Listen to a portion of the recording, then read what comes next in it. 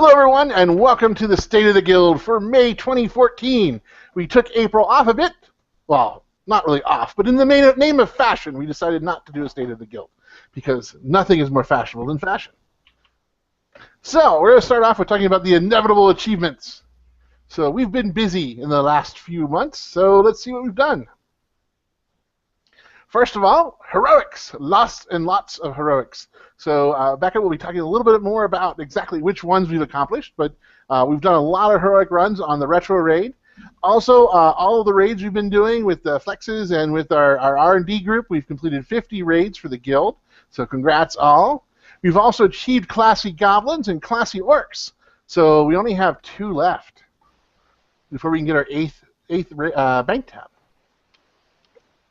Also, we've been, as I mentioned before, busy raiding on working on our flex runs. So actually on May 11th, you may or may not know, we actually got 23 players into the flex. So on the 23 player, we start off with Thok, with many of our guildies asking what the Thok was going on. And we got them down to 54%, and then we promptly ran off to work on Galacross, who we killed. And we also got down Juggernaut. So congratulations, everyone. Well done. Hooray! But yet that wasn't enough for our group. So what happened last night is that we decided let's go ahead and let's look at the Dark Shamans. And let's just take a peek. You know, we weren't really thinking about downing them or looking around and seeing what's going on. But guess what? We killed them. And that wasn't enough to do Dark Shamans. So we went ahead and we were like, wait for it, drum roll please. See, no one has Google Effects up, so we can't do a drum roll. But anyways, / drum roll does not work in chat. So next up, we also went ahead and we actually downed Nazgrim. So on an 18 player, so congrats. Our alt flexes, there we go, yes, we have sound. So we actually went ahead and we downed General Nazgrim. So our alt runs, we have cleared not only Wing 1, we've also cleared Wing 2 on our alt runs. So well done, all. Excellent work. So some of the things I was just talking about was looking at how do we go ahead and look at possibly setting up additional things we need to get done. We talked about the Stay Classy achieve. And really, this is sort of what's left with the Stay Classy. We only need to go ahead and get 2 more for Trolls and Taurens. So we need a Troll Warlock, and I believe Jabber is working on the Troll Warlock. And then we also need to go ahead and we need to get some Taurens. So we'll have to go ahead and get some of those Taurens up and running. So we need a Death Knight, we need a Monk, and we also need a Priest. And what's interesting about these 2 sets is that really what's going on here is that you only need to get them up to 85 and honored with the guild to basically go ahead and meet those achievements. So this is all very well done. If you were working on a Pandas, we'd have to get them up to 90 and honored. So really what we're looking at here is just getting them up to 85.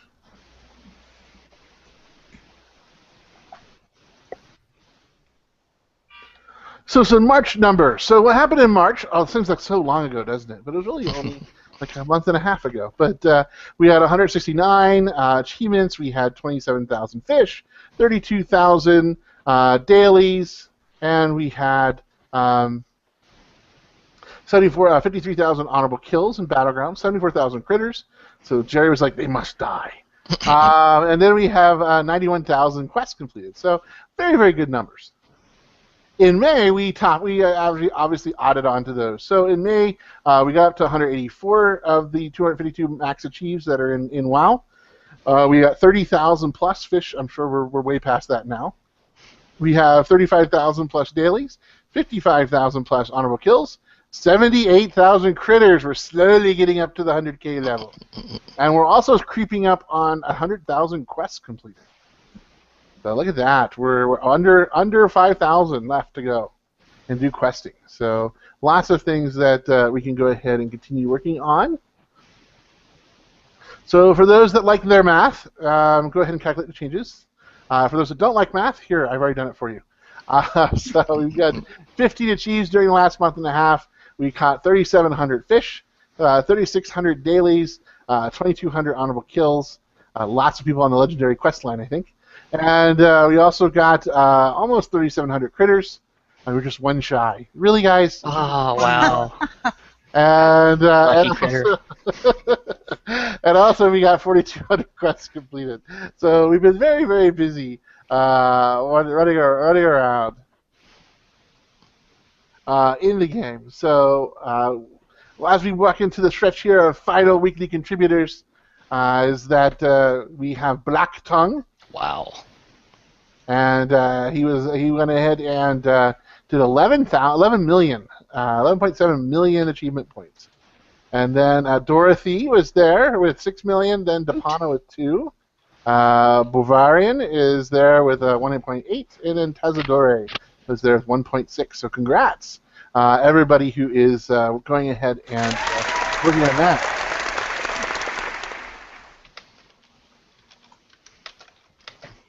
Next up, we also have top lifetime contributors, and I think these names are sort of set in stone at this point. Demai is still number 1. He's still at the top going na to Becca, because he still went ahead and knocked in 9.2 million achievement points during that time period. Becca obviously has been running around a lot with her alts, because she only did 10.9 million achievement points during that time frame. Nada is there with 5.2 million, and then Lotal is there with 2.5, and then Doris Sona is there with 7.6. So everyone's going ahead and putting in your time. So well done. So next up we have the fashion show.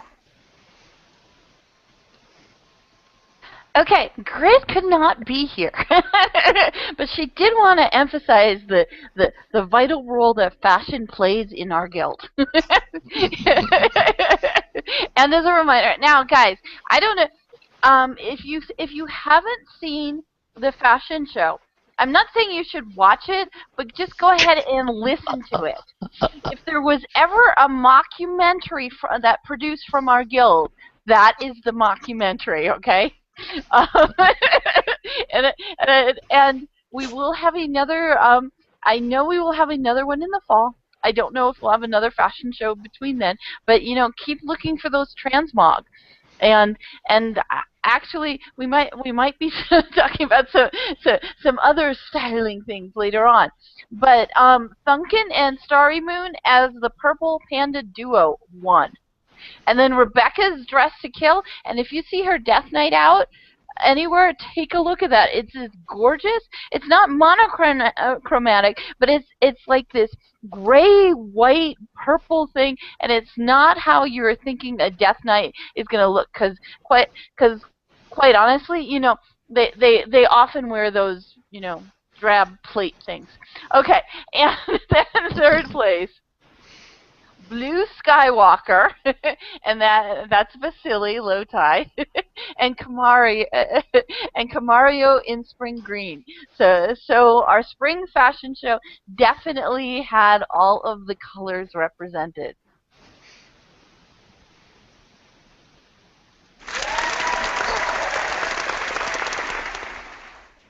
Now, I'm gonna, I'll ask Depana to get on here with me, and Chris and Izzy and stuff like that, because we did this really cool thing on Monday, and it could kind of be actually a focus for us.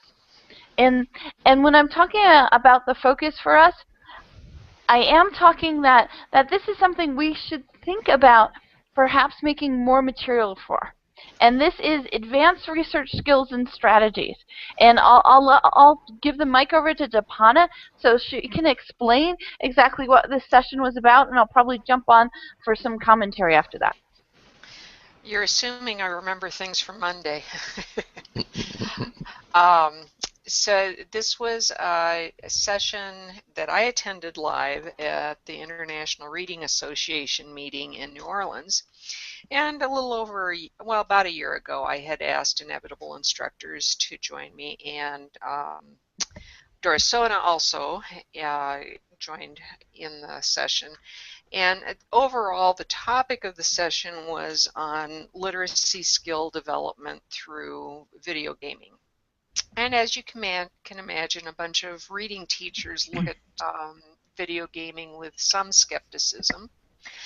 But I believe that it's really essential that we help teachers learn to use the skills and strategies that our students have developed through video gaming in productive ways, or at least start building some bridges from the world that they so care about. It's so central to their lives. And so I did a session on text complexity within video gaming, and Dorisona did a session on developing leadership skills, and Inevitable Instructors talked about research skills and strategies as part of game playing. And I have no idea what the Inevitable Instructors did because I was off running a different group. Just want to also acknowledge Chris Haskell coming in and talking about game-based learning with 3D Game Lab. And then we had some WoW in School options also for people, although they couldn't join us.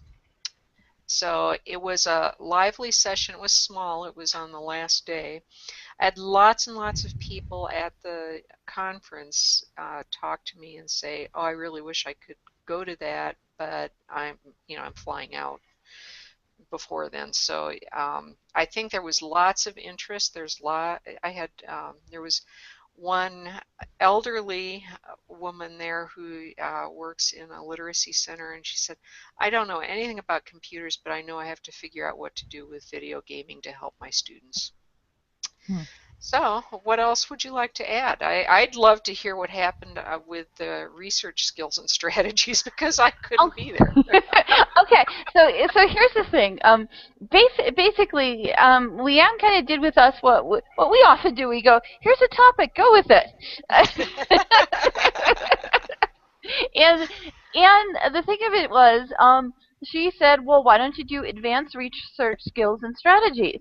So we really had to think about it and going like, well, we know what we do in WoW is hard, but how can we show to someone who's not in WoW, who knows the Common Core, who does curriculum, who teaches what we do and what we do that's valuable that their students might also be doing.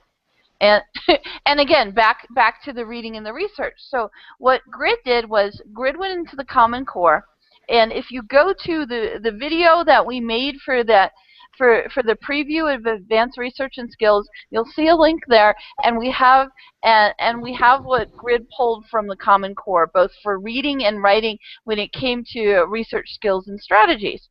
And then what we did was we picked 3 areas that we know we do, and that as a guild, we quite honestly, we're experts at this, okay? And we could hold our own talking with any gamer, any kid, and any academic when it comes to this. And the first one is endgame raid research. You know exactly what we're continually doing when it comes to going to all the metagame websites, to looking at the theory craft. You've seen the spreadsheets, taking the numbers, looking at the data, and deciding on credibility. You know, what site are we going to do? What site are we going to look at for what? And even looking at the video and media and making decisions. Because I mean, when it comes to endgame raid research, we all know that Fat Boss, while extremely amusing, does not go into enough depth for us to do a lot of that work. So that was the first thing. The second thing was an advanced auction house research, which we do. and you know, Shemai's House of Fashions wealth is built around doing the research. Yeah. Oh yeah. And the thing about WoW in Business, the work that Chris and a bunch of faculty who are at the Colorado Community College system, it revolves all around the auction house. and the metagame sites along with that. And then for the third one, well, we couldn't remember what Depana mentioned to us, so we had to figure out what else we did. So we started to think about this, and the fashion show is fresh in our minds and stuff like that. And we went, wait a minute, transmogging, huge research skills. Transmogging, you have to figure out what it is that you want. You have to figure out the sites that you go to it. You have to find out what quest line or what instance are you going to have to do to get that. Then everything else that goes into doing that quest line. And even if you don't want to go the quest line route, then it loops back to that advanced auction house research, because it goes back to Shemai. Are you really for that silver thread vest? Are you going to pay the Shemai house of fashion a price save up your gold. Yes, of 1,200 gold? Or are you going to do the quest line, or are you going to do this? And Cloud just typed in that the R&D team needs to film their raids and make inevitable Fat Boss-esque videos of how to raid and what is really needed.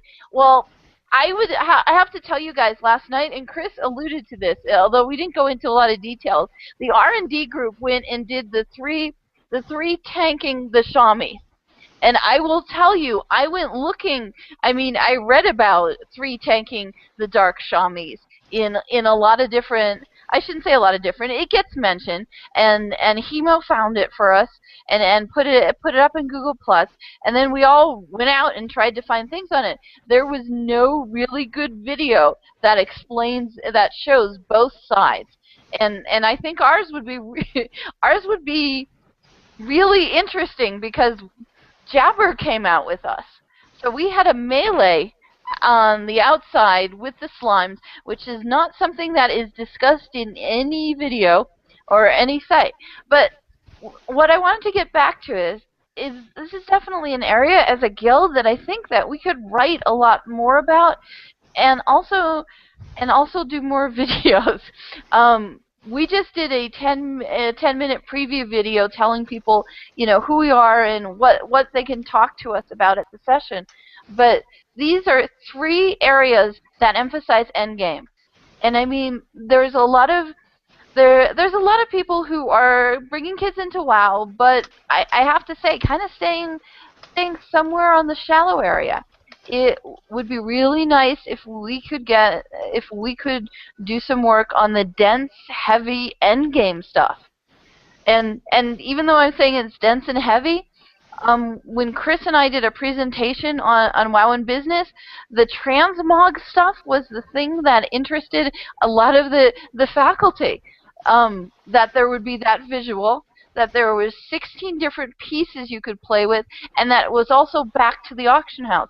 So we had business faculty, not so, the auction house was fine, but really like the idea of, fashion.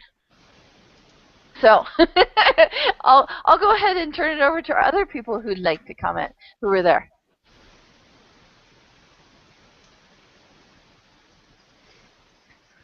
Go ahead, Chris.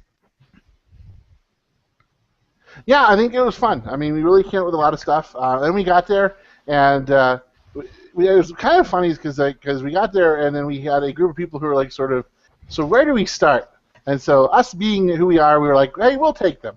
And we actually ended up covering a lot of this information as well. But what was kind of interesting from the group is their big question was, how can I access this material, or how can I get my students to go ahead and apply what they're learning in games to my curriculum? That was probably the number one question that the people we talked to had. And so that led to a really cool discussion about how we use it, how some possibilities that were there. We talked about possibly using the epistemic frames that exist within games. So look for things that actually show you a practice. So in my case, the example I used was the auction house, where I'm teaching business and accounting, that basically, the auction house is a market. So you have buyers, you have sellers, you have the epistemic frame. People talk about, use business terminology as well. They use profit, they use loss, they use revenue. they use income. The difference is they use gold, or they talk about silver, or they talk about markup. They use a lot of that information that's out there that you have to know in business. So there's that really nice epistemic frame there. And so that was a lot of the questions. We had a couple other people who started asking us about the literacy levels in games, and we're like, you really should go talk to Depana. She has a whole really nice presentation developed just for this. So, so some of them hopefully went your way. Go ahead, Izzy. Oh, I don't have much to add. That pretty much covers it. The other thing is that last point you made. I think many of the faculty or the attendees were really interested in that, and I think some of the samples we showed them, which Depana actually spoke about in the literacy, is, for example, when you're doing the quest, that the complexity of the text that's written there, which is something we don't always often think about when we're in here because of where we are in our stage of development and what we do in our focus. But I thought it was really interesting that they were really concerned about that. And the other one, of course, is always the big question of how do I convince my institution or my school district to allow this in my school or my class. So definitely the desire, I think, is there. I think what they saw was really, really interesting to them and had a lot of potential. So I thought that was really good.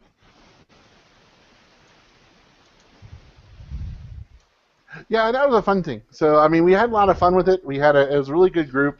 A lot of fun to be brought in. So that's something that we're definitely open to. And for us, it's just more about trying to fit everything in. So along the same lines as this is our next topic, which is the inevitable researchers. Okay, what I was going to say is we had a really good session, and it was actually about a month ago, and gosh, how time flies.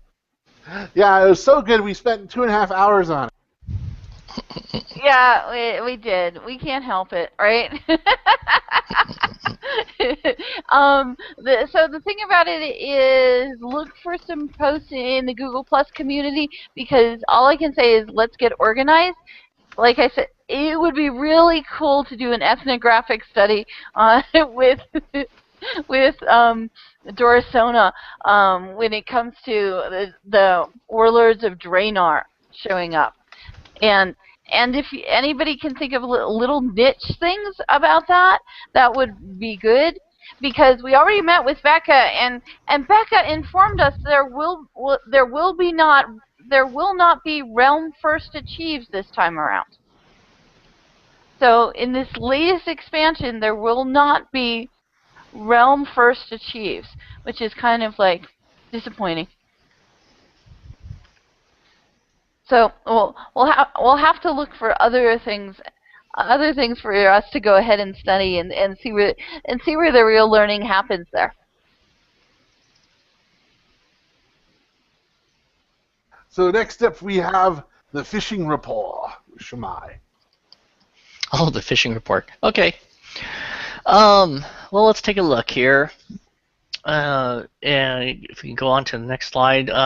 So we've been working on a few ongoing achieves. There are, of course, a couple that we've already completed. We're going to need a bigger boat, and that's a lot of bait. So those we have under our belts.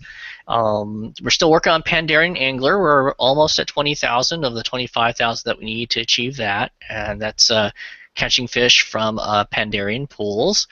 And then finally, the last big one that we're working on is one called like shooting fish in a barrel. And there we're at almost 31,000 of the 50,000 that we need of fish from pools of any kind, Pandarian or otherwise. So keep up the fishing. We'll get there eventually, slow and steady. And I'm watching our fishing counter tick up almost a fish a second as we speak. So it's not going to be that much longer when we're going to hit those achieves. Well, exactly. I was just looking it up as well, and I'm like going, hey, look, we're over 20,000 for Pandarian Angler, and we're at 31,000, almost 32,000 for shooting fish in a barrel. So we are climbing rapidly. So that's about it. Like that's fishing. That's a. Yeah, I don't know if anyone else has got any kind of big fishing news that they wanted to share. I don't know if anyone's been sneaking off to the tournament or not in the meantime. If so, feel free to sound off if you have any special news from there. But otherwise, yeah, that's it from the world of fishing. See, Shema, I think we just need to make you do like the, it's almost like River Monsters version of WoW. Yeah, that was a funny screenshot. All right, next up we have Retro Rating. Take it away, Becca. Participants accomplished the following individual achievements towards the meta achievement Glory of the Firelands Raider, Death from Above, and Bucket List. Congratulations, Retro Raider Camorio, for achieving Glory of the Cataclysm Raider, which rewards the epic mount Drake of the East Wind. Woohoo!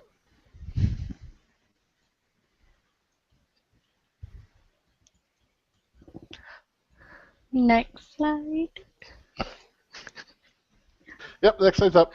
Retro Raiders delved into dungeons and completed instances towards the meta achievement Guild Northrend Dungeon Hero, Heroic the Halls of Reflection, Trial of the Champion, the Violet Hold, Drakthron Keep, the Old Kingdom, Azul Narub, Utgard Keep, and Utgard Pinnacle. Thanks to Izzy, myself, Hemo, Depana, Lorison, Jacori, Amenable, Tazdore, and Commander. Awesome job, Retro Raiders. You got double standing ovations there, so well done, all. So next up we have the Inevitable Tours. Okay, this is a big shout out to Cyrus and Atari. And Atari playing Cyrus or some version of that, to Thunken and to Xena Luna. Thank you so much for a fantastic tour, and it was so much fun. And thank you for setting the standard so high. We went to Shot Run, and as is inevitable, we ran out of time. And but we got a great tour. We got to hear about the history. We got to find out where the shopping was and all the little recreation spots all around. So thank you so much for kicking off our inevitable tours and travel session. And they invited everybody to consider what they want to do next. And I think me and Grit are down for the Halloween tour and the December holiday season tour. So if anybody wants to do one between that as a summer tour, let us know, because we'd love to have another one.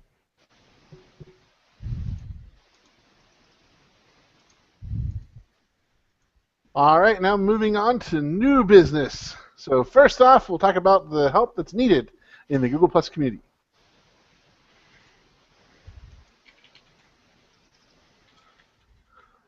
So filling in for Grid is me. Surprise, surprise. No. So help wanted. This is really what we're looking at. It's starting to become a very static list, which is actually kind of cool when it comes to mats. Windwool, obviously, for all our tailors to keep on making the daily cooldowns. It does take 10 bolts of cloth, so that takes about 50 pieces of cloth to go ahead and make that be able to do that daily cooldown. So windwool cloth is always needed in the bank. Rare epic gems, we have a lot of the lower gems, the Pandarian garnets and things like that. But really, what we're looking for gems is really need a lot more of those raw epic gems for everyone. The Imperial Amethyst, the Wild Jade, the Vermilion Onyx, the Sun's Radiance. We have a lot of River Heart, and we seem to have a lot of the ruby, the Pandarian ruby. So we seem to have a lot of that. Another big need is living steel and living steel belt buckles. We probably have a need for about 20 or 30 of them. to sort of tide us over for the next month or so as people get new belts and get upgrades. So we need a bit of those. It does take one living steel bar to make one belt buckle, so if you can't provide the belt buckle because you're not a blacksmith, feel free to put the living steel in the guild bank and Abakai, or send it to Abakai, and Abakai can make the belt buckles and stick them back in the bank. So it's always nice to have a couple of those sitting around. Enchanting mats, you guys have been putting it in, and we've been using it. So that's the spirit, that is the mysterious essences, that is the Shaw crystals, and those type of things. So there's lots of need for that. Again, this is Pandarian level enchant mats, not the lower level enchant mats. We also need exotic leather and magnificent hide for our leather workers. So that, again, that's they have a daily cooldown that requires them to use 2 magnificent hides per day. So they can really chew through that exotic leather as well. So thank you all for making those donations. Ghost iron, ore, and bar, those are needed as well. And Trillium ore and bar is needed for the legendary quest line. With Ghost iron ore, we can either prospect it and turn it into hopefully some of the raw epic gems. And with the bar, you can also, our alchemist can transmute the Ghost iron bar into Trillium ore. Trillium bars. And so what it is that every person who's on the legendary quest line, when you get the quest to the point where you need to go ahead and get the secrets, you also need to get 40 Trillium bars. And so we've been asked by a couple people to help them out with that. Our latest success story is Jocelyn. So she currently has her 40 bars, and she is on her way to get her secrets as well. So congrats, Jocelyn. So again, these are things that we're helping everyone out with. Probably the only thing we left out of here is the Golden Lotus. So if you guys have extra Golden Lotus, that is something that we do need because we can either use that to transmute the normal gems into the epic gems. It takes 1 Golden Lotus and 1 regular gem. So for instance, I can take Tiger Opal, which is the lower tier Pandarian gem, and with 1 Golden Lotus I can turn that into a Vermilion Onyx. So that's something that we definitely are also looking for, is more of the Golden Lotus. It's also used for the flax, the different flasks that we use in the alt raids as well as in the R&D raid group. So Golden Lotus is definitely something else we need to get. And you can buy Golden Lotus using your spirit. So if you have lots of leftover spirits that you're not using, feel free to purchase Golden Lotus from Donkey. Also, you can also get it as a buy pick, is usually the most common way of getting Golden Lotus whenever you're out there using your herbalist gathering Pandarian leather herbs. So that's something that we can also go ahead and use a lot of.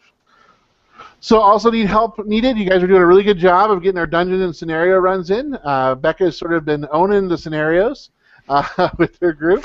And it's an awesome job, Becca. We also have a lot of people running the dungeons. So remember, we just need 3 people, and you can run the heroic dungeons. And with those, we get gold for the guild to help support all those nice repairs that we all like not having to pay for. Next up is workshops. It was something else we had been asked for. So an update on this one. We were asked for a warlock workshop, and actually Kevin is doing an awesome job on developing this, and so he'll have that. He looks to have that sometime in July is when he expects it to be ready. So feel free, if you have a warlock and you want to share information, feel free to talk to Kevin, and I'm sure he's very open to conversations and more than happy to have someone else help him out with that. We're also looking for workshops for someone to volunteer to do workshops for hunters. The ones that have been most commonly commented on are Beastmaster and Survival. So there have been some requests for that type of a workshop, as well as looking at elemental shamis. So some people are looking at seeing about how to go ahead and get, how to go ahead and use an elemental shami and learn that. Jerry did a wonderful job. Shemai did an excellent job at going ahead and letting us know about resto shamis and working on resto shamis. So thank you, Shemai, for doing that. Yeah. We've also had a couple of requests for a boomy workshop because everyone loves boomies. So these are the boomkins. Looking at that, so we need some help with that. And also, we're always, as always, we're always open to thinking about other types of workshops that people are interested in doing. But primarily, most of the comments we've had have been about the range DPS. Obviously, that's because we're very range heavy in our guild, and that's totally fine. But if you also have questions about melee or questions about tanking, these are things that we're more than happy to try to find people to put things together for. So let us know on the community, and feel free to put it under the help needed tab as well, so that way we can easily keep track of that. So some other musings. So one of the things that we were thinking about with Dapana's group, actually, with Dapana, helping out Dapana with the IRA group, that got us thinking about some other areas that we could probably start working on, sort of instructional videos to say that, or actually it's more learn to play type of tutorials. But basically what we're thinking about doing is, what about if we started looking at advanced endgame presentations? So things about looking at that advanced endgame and really sort of pulling some things out.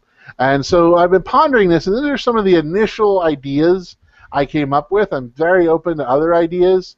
But one is this sort of recount in U, talking about performance comparison and optimization. So basically this would be something I'd see about how to use, like basically looking at recount and how to pull that information forward. The other one was thinking about DPS benchmarking. Some people have asked about that, and really it would be a discussion about the tools and resources, and possibly providing some live examples of how people are benchmarking their performance. And yes, unfortunately, DPS does get singled out on this because quite honestly, they're the class that's easiest to benchmark against. DPS is one of those classes where really the focus on DPS is how high is your DPS. Whereas with healing, it's varies, because your heal per second is not the main determinant of whether or not you're a good healer or not. Because like we talked about with DPS, you can have really high DPS, but if you die in the first 30 seconds of the fight, it really doesn't matter if you have really high DPS. And the same goes for healing. Tanking is one of those more subjective types of areas of the game where there really isn't a whole lot of metric to gauge tanking, other than did you lose aggro or did people die because the tank not doing what they're supposed to do. So other things was talking about film study, how to look at and break down a video guide. So how do you make that applicable to you? And the other thing was, and this is stealing totally from Shammai, when to go big. An advanced healing guide, because for those of you that have run with Shammai, Shammai will always let you know when he's going big, and I think that's one of the things that I think a lot of our newer healers have questions about: when to pop their cooldowns, what type of things to look at in the scenario, or what really sort of is your trigger for when you decide to use your cooldowns to sort of help out and keep the raid alive. So that would be something else that's there. So these are sort of the 4 areas I was thinking about. But feel free to feel free to add your comments or what ideas do some of the people here on the Hangout have. Also in game, you feel free to chat into the guild chat as well. Well, definitely. Just for my part, I'm really excited to hear about the Elemental, Shami, and Warlock workshops that we're working on. Those are 2 roles that I play sort of off spec. So I'd love to learn more, because I know I'm not as effective as I can be. And tying that in too with the Go Big theme, I'd love to also know, for those roles, how folks who play these classes as mains decide when to go big, and what specific combinations or rotations they use. So I'm really looking forward to those. Well, I really like the thought of when to go big for heals, and not so much because I'm a healer, but more because here's the thing that we really found out with the R&D group is if your healers aren't talking, we're dying. Mm-hmm. And so many. I mean, here's the thing about it is when it comes to say like the protectors, when we're going through the fallen protectors, boy, do our healers know how to talk and dispel. I mean, it is wonderful. I'm wondering if like an operations room would be like that. Oh, got that. Actually, I think an operation, during surgery, they're probably concentrating on less than you guys are when it comes to you talking and figuring out what kind of dispels happen. And I think that especially for a new healer or just in general, to enculturate somebody in how we heal, we're chatty healers. I have to say though that fight has become, for at least for me, a lot more fun. It's a fun fight now because we were able to do that, and you can tell when we're having a good night. I mean, we're doing good communications, we're coordinating, everything's going much more smoothly, and then we finish it, and it's just a really nice feeling at the end to hit that one, and I think it really helps warm us up, as a warm up fight now. So definitely. Cool. Thank you very much. And like I said, feel free to always, you can also suggest, areas that you want to have either tutorials or you want to have a presentation on, or if you want to talk about certain things, feel free to throw those on there. If you need help mastering a specific portion of your class, or if you just want to help some people to help you out talking about a class, feel free to put that under the help wanted as well. So it's not just for materials, it's not just for that, it's any sort of help that you guys need in game. So I know a couple people have been doing the twin braid runs, and I know that Izzy and a couple other people were helping. I think it was Cloud with the run through the Mogu and the Silver Shard mines. So there's always lots of things to go ahead and ask for assistance as needed. So next up, we have, Cloud says, yes, my heroes! So next up is progressive rating. Okay, guys, and jump in here wherever you can. Okay, so we are progressing. When it came to Flex, we got into the spoils, and also when it came to the 10-player normal, we also got through Galactus and Juggernaut, and that was all in one night. And that really went ahead and surprised us. Rocked it. Yes. So here now, guys, think about this. There are 14 endgame bosses, 14 endgame incidents. Our R&D Flex, we've gotten 10 of those down. There's only awesome. 4 left. And then on our R&D normal, we have 6 out of 14. And then our big guild runs, where we can have anybody from, we've had from 15 to 23 on those. We've got 9 out of the 14 Flex done. That is so fantastic. Think of all the learning that's happening there when it comes to this. And so just keep this in mind as we go through some other things, such as the realm rankings. Now, there's 3 metrics out there right now for realm rankings. One of them is WoW Heroes, and then the other 2 are Guild Ox. So I'll tell you a little bit about how we're doing there. Okay, when it comes to WoW Heroes, we're number 16. We did slip 1. There are some guilds who are progressing a bit more than we are. Okay. Then when it comes to our ranking with 10-man progress, we are number 17 on our realm. And then when it comes to Flex, we are number 20. Now, some of those numbers we're never going to get to be number 1. Why? Because they've already completed the stuff. But we could be the first in our realm to do a 25-player normal. No guild on our realm has done a 25-player normal yet. And the deal of it is, these guilds are getting through their 10-player and their flex player. The normal is going to be the next thing that's on their list. So the sooner we can consider doing this, the better. And that's for you guys to kind of think about. And anybody who wants to jump in, go ahead and jump in. But we'll talk a little bit more about rating. We are doing the Dust Off Your Alleys every Friday night. The next one's next Friday, May 23rd, and we know it's Memorial Day weekend, so, we'll just go with whoever we can get for then. And then for our, what used to be the Neutral Auction House Guild, and that's now becoming... And Izzy asked every Friday or every other Friday? It's every other Friday. So look at this. Our guild that wasn't supposed to be a guild that's on the other side. and I took the screenshot earlier. It says level 4. We are now level 5. And you totally have to blame Jabber, Jacory, and Kevin for that. Because yesterday it was a level 4 guild. I went over about an hour ago and it was a level 5 guild. And that's Ragequit.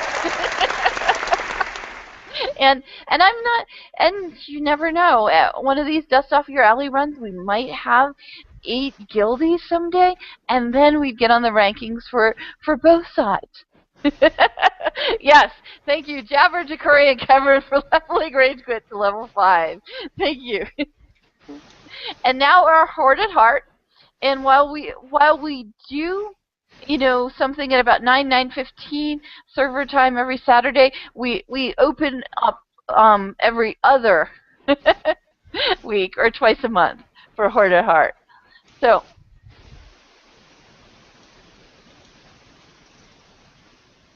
No, don't apologize, Kevin. We want it leveled more. Don't apologize for leveling. So we'll talk a little bit more about the flex runs. And what we really want to do is start looking at that 25-player run. And to be able to do this, we have the 2 to 3 tanks, 5 to 7 heals. We were really looking at that when we had the 23 players, and then 15 to 18 DPS. Now, item level minimum 535 is going to be best for survivability. We are totally not a guild that believes that high gear mitigates mistakes. And if you've ever run any run with us, you will quickly realize that it is about finesse and game mechanics. Now, the other thing, while it's DPS 90 to 100k here, if you're not getting that, don't worry about it. You have lots of mentors in the guild who can help you get there. And that's exactly what Chris was talking about, that performance review. And you can tell he's an administrator because that's the terminology he uses. Other people would say coaching, or mentoring, or tutoring, or helping, or discussing, or support group. Well, that's because, as all administrators know, performance must be planned.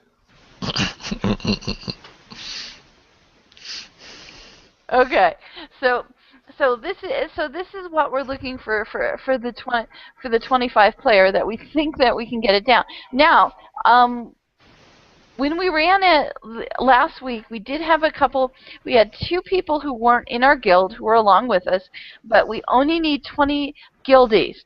We can have 5 people outside of our guild. So the sooner we think we can plan for this, the better. And so you guys might want to pipe in, because I've started to talk about this, and I don't know how much you guys have loved this, where I'm saying, what's your main and who's your main alt? and what main alt are you going to bring to the 25 play? Yeah, and then there's also that leads to the who's your alt. But anyways, there's a whole problems with knowing what your existence is and what personality you are that day. Yeah, Cloud is right. We definitely have a lot of healers. I think at last couple of runs we typically have about 8 healers. So really sort of where we start looking at. I'm running out of guildies is on the DPS area, but I think that's easily solvable. But definitely, yeah. I mean, it's just an area that we can really look towards, and it would be something that the whole guild would have to be involved in. For us to get credit, we need to have 20 guildies to be able to go ahead and get credit for the guild run of the 10 player. Of the 25 player. So those are some things to think about.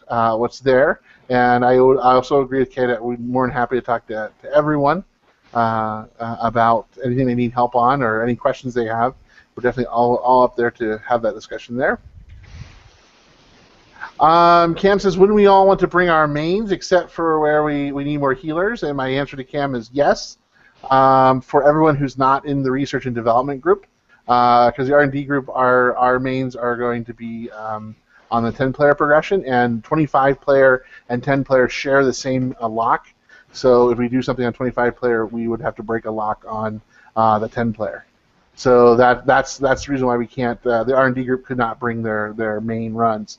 But yes, everyone else other than the R&D group would be bringing their mains, and then probably when we do the open Horde raid or the Horde at Heart run or different things like that, that would probably be when you'd bring your alt as well.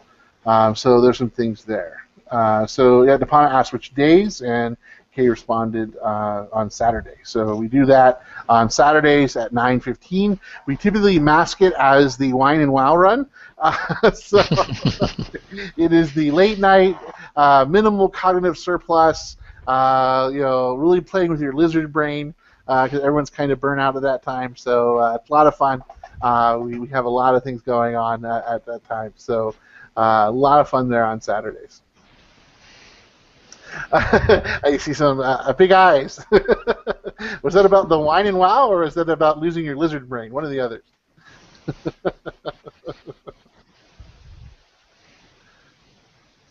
So basically, this is what we're looking for. We're happy to run practice runs.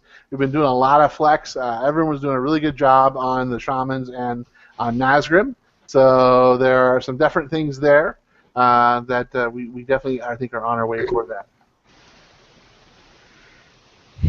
And for the 25 player, now this is normal, so this is going to be that step up from flex. So it's going to be harder than flex, and that's why we're really looking at and the 535. And Chris any day will give you a best in slot or a gear consultation. He won't give you a fashion consultation. But he'll definitely give you a gear consultation, and we can look at DPS and just talk about how about we tweak this, how about we try that, and take a look at that. And while it says no Wing 1 and Wing 2 fights, if we want to continue, but if we just want to be the first guild on the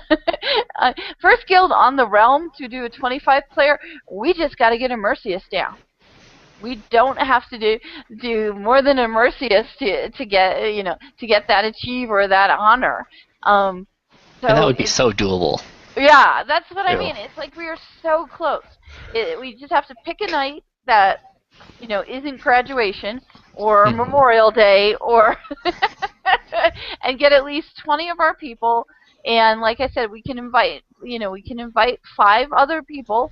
Although, if we can keep it to just us, that'd be fine too. And then just do it. Get a Mercius down. And we did do that one run on a Mercius normal, and what we really saw, and guys jump in and see if you think the same. It was just a matter of us. We have to coordinate CCs for all 25 people who are doing it. So more or less staggering out and healing and stuff like that. So before the blobs hit. Well, we have breaking news. Krakenos has now attacked our guild on the fishing area. So we obviously have to go cut live to that action. Yeah, he's not going to trouble us for much longer here. Yeah, I know. Okay. Yeah, there we go. Disaster averted. Disaster averted. All is right now with the guild. No, like I said, I mean, it's definitely something that's very doable. We've attempted it once before, where we went ahead and attempted to go ahead and get Mercius down and work on him. So that's something that I think is very doable for us. And you're absolutely right. We don't necessarily have to continue on with the protectors. We probably will. I mean, if you have 20-some people, 25 people, and you're down to Mercius, why not try protectors? But we don't have to do that. But yeah, I agree with you. I think a Mercius is very doable. I think it's more a matter of just getting used to the mechanic, because the biggest challenge our group had whenever we did a couple attempts on 25-player was the normal issue with Mercius, which is slowing down those puddles from hitting the center all at the same time and using CCs. What do you think, Shamai and Izzy? No, I think you're. I think that's it. I mean, for someone new to the fight, I mean, there's just a couple of things to really pay attention to that are going to make a difference. That is the puddles under your feet that form, just learning to get out of those as soon as they form. Don't try to finish off your spells, just move. And the other one would be, kind of CCing the blobs later in the fight. Slowing them down if you can't if you can't take them out altogether, slow them down so we can stagger when they hit the pool and when the raid-wide damage happens. If you can, as someone new to the fight, if you can just kind of pay attention to those two things, we're probably going to do okay. Yeah, I think that's it. It's all about getting familiar and how do you deal with. And I think what Immerse is the difference between the two blobs, one that you have to attack, one you have to heal. And handling all the puddles. So it's a matter of getting familiar and conditioning yourself to react, basically. And also like that, what we're talking about is how do we stagger. And the key thing that we in our group have discovered doing is, CCing at least one of the mobs the blobs that you have to DPS, just so that the raid have time to heal up in between splits and whatnot, transitions. So those are the kind of things that you don't think of when you first get in the first time, and it takes a couple times doing it before you becomes somewhat second nature, and then it makes it flow a little better. So I think that's what helps a lot. It's just getting into that groove and able to move smoothly, transition between the different aspects of the fight. And right now, I just have a shot from the guild bank where you can see the Emperor Salmon is piling up. And then Kwapi just keep that fish coming. Oh, but then Kwapi says, we'll turn them into tokens and then we can make cards. Oh, awesome. Yeah, well, I'll go ahead and we can make our Pandarian cards from it. So that's what we do with a lot of it. So definitely feel free to use the fish as you need, and keep on filling up the guild bank. Once it's filled, we'll just go ahead and mail it to Kwapi. So it's always fun to get fish by mail, especially after a couple days after you've caught it. But like I said, we can definitely use it, so feel free to keep on fishing. So some other things to contemplate and some other work in progress areas. So summer book study. I think we have a few people who want to talk about that.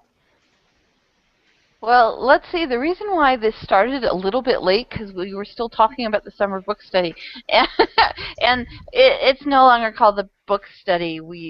They don't like the book club name, and what are we? We're the Think Club now. Is that where we ended up? We did end up there, but I'm thinking Book Club Plus or something of that nature. There is a focus on the book, but it's not going to be just books. That's my thought. That's true. Because we definitely went a little further.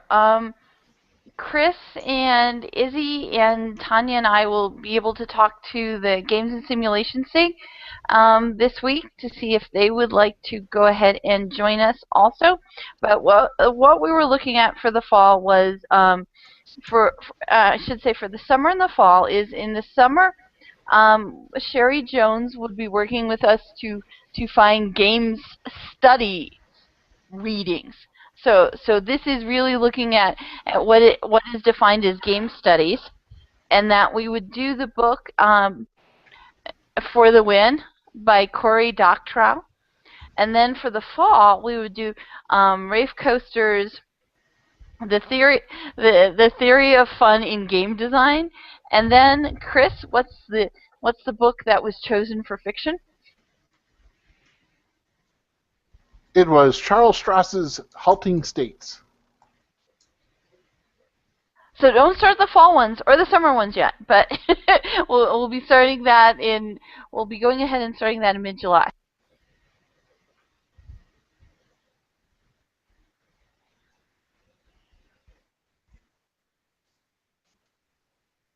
All right, last but not least, we have the ISTE Conference, which is rapidly approaching. So everyone's working on their cardio, right? So you can walk around the conference. and you're working all on your heat training with Atlanta. So, basically, with ISTE on Friday, we have a mobile mega share table. On Saturday, there is an open house, so we'll be staffing a booth and saying hi. On Sunday, there's a poster session that Nada and I and Kay and probably other people who are there will be staffing, and we'll be talking about MMORPGs and learning analytics. We'll also have Machinima, so we'll also be, I'm sure, as you see with Grid, sending out a lot of things about Machinima. On Monday, there's the mobile open house, which is a playground. Also have the virtual environments open house playground that we'll have members at. And also we have Birds of a Feather that will be looking at the NMC Horizon report for both K-12 and higher ed. And then on Tuesday, at the very end, we have Pirate Day. Oh, sorry, augmented reality game. So we have that, which will be apparently in a room. But